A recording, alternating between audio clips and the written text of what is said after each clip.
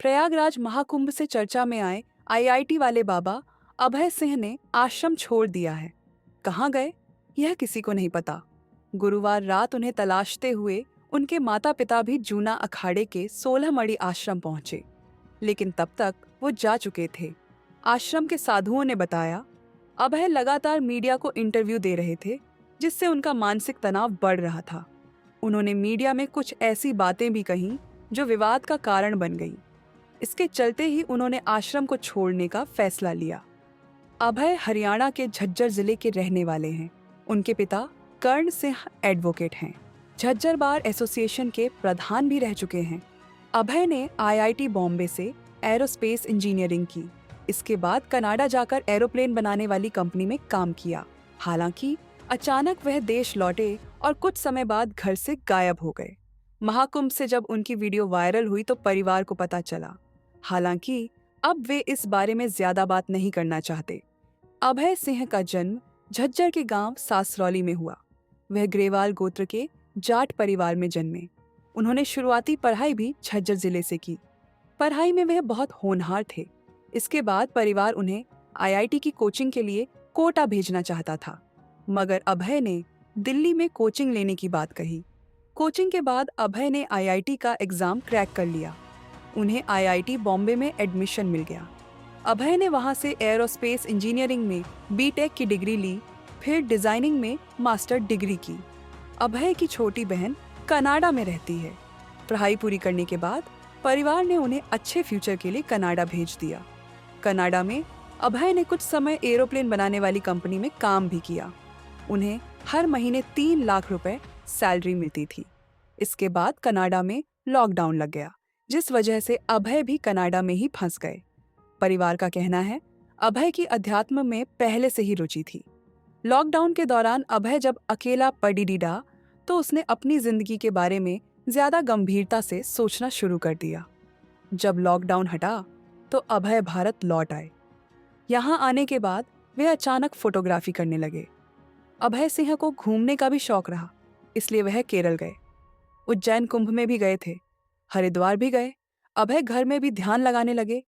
परिवार जब उनकी शादी की बात करता तो उसे अच्छा नहीं लगता था। हालांकि उनके मन में क्या चल रहा था, इसका आभास परिवार में किसी को नहीं था। परिवार के मुताबिक 11 महीने पहले अचानक अभय सबके संपर्क से बाहर हो गया। परिवार ने बहुत कोशिश की, लेकिन बात नहीं हो पाई।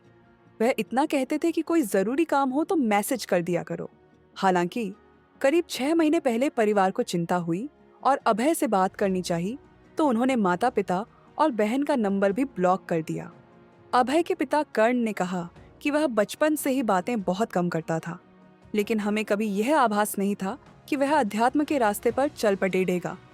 क्या वह अपने बेटे को घर लौटने के लिए कहेंगे?